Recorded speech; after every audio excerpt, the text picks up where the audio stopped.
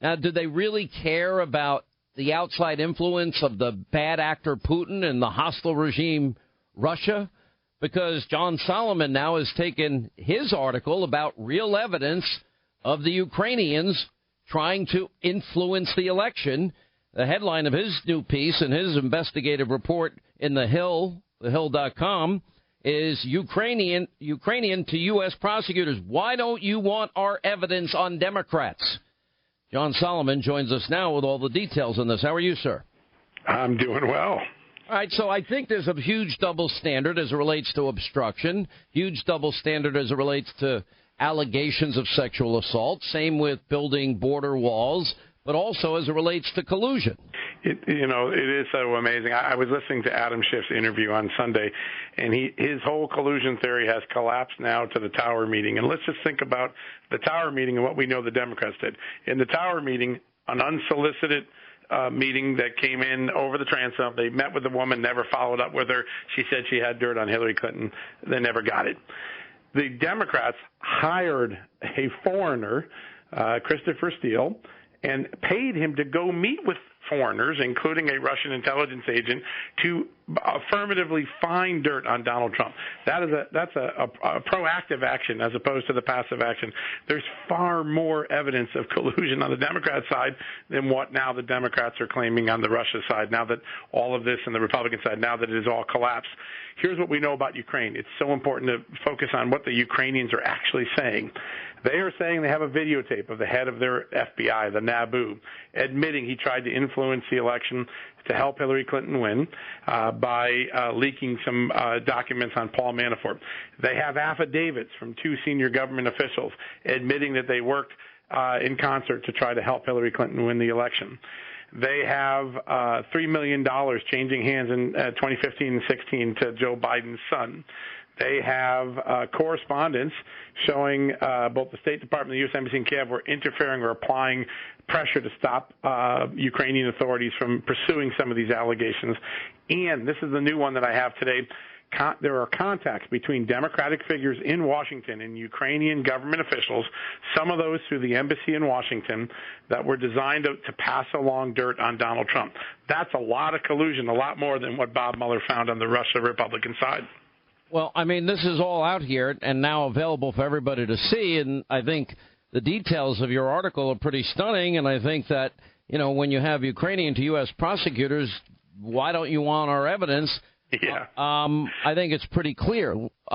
Let's say that they do get the evidence. I mean, where are they going to hand it over, to the Attorney General, or?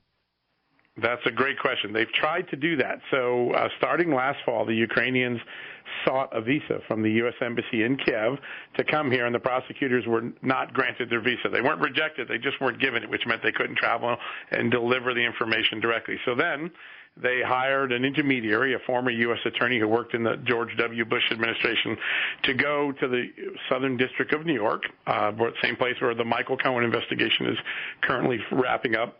And he brought an entire document of here are the allegations that they have and the evidence they could provide. Would you be interested? They delivered that last October, never heard back.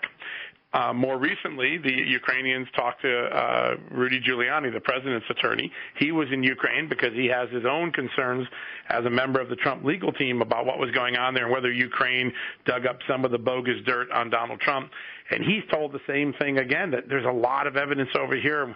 For some reason, the Trump DOJ doesn't seem to be interested in it. So 3 overtures in less than 6 months, and yet none of this evidence has yet to change hands. And I think either someone in Congress is going to have to go over to Ukraine, or the new Attorney General has to get briefed on this and make a phone call to his counterpart, Mr. Lusenko, who was more than glad to talk to me on the record and give me the evidence and see if they can have a conversation between two attorneys general.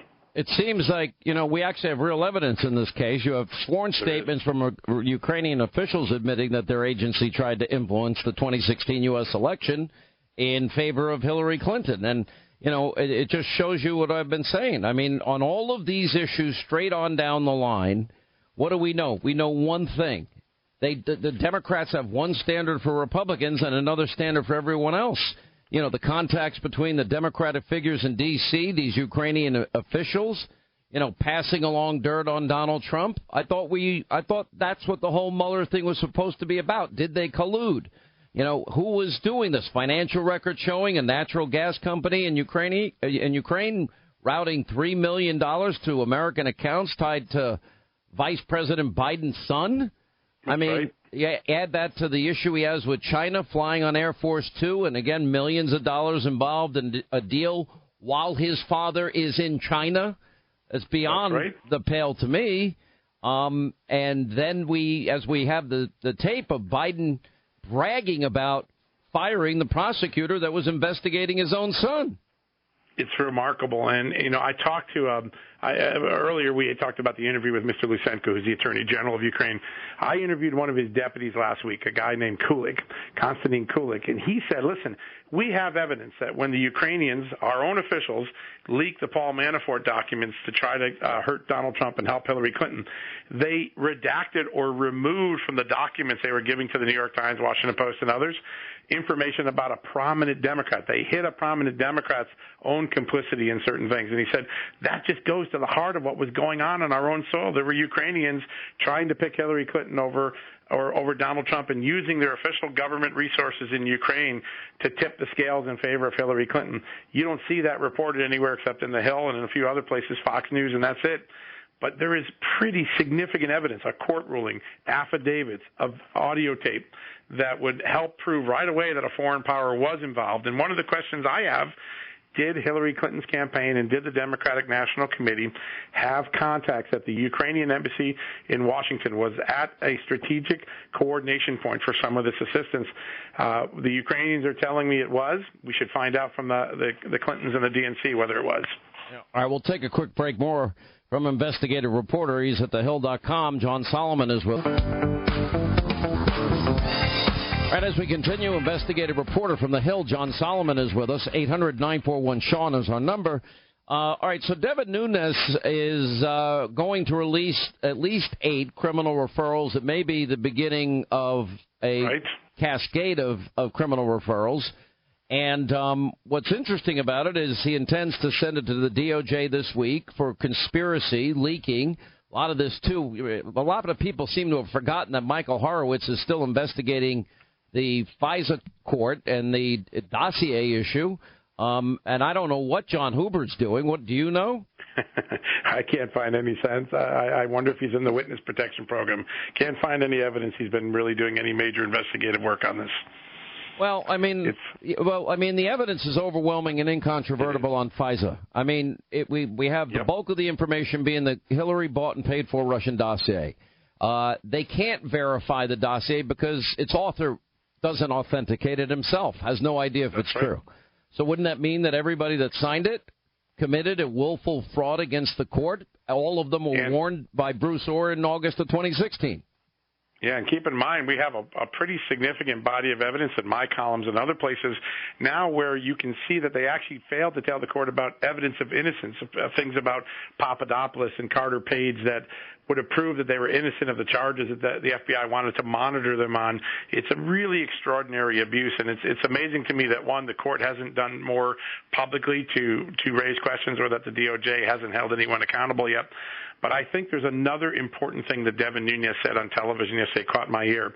He said he sees a sprawling leaking conspiracy, meaning intelligence came in, it was distributed to a small number of people, and then leaks began to occur designed to further the narrative for the FISA. If U.S. officials were involved in leaking to create evidence so that they could further a FISA that they knew was on shaky ground, you would have a major criminal case. And I believe part of what Devin Nunes' referral will likely deal with is this leaking campaign. He said so on Maria Bartiromo yesterday, and I think we ought to keep our eye on that one, that the leaking may have been more than just to damage Donald Trump. It may also have been designed to create false evidence for the FISA application. Unbelievable work again. John Solomon of The Hill. He'll be on Hannity tonight. We'll update this story. I have a funny feeling. Just pay attention in the days, weeks, months ahead. You're going to see a lot of movement on this. Thank you. I agree.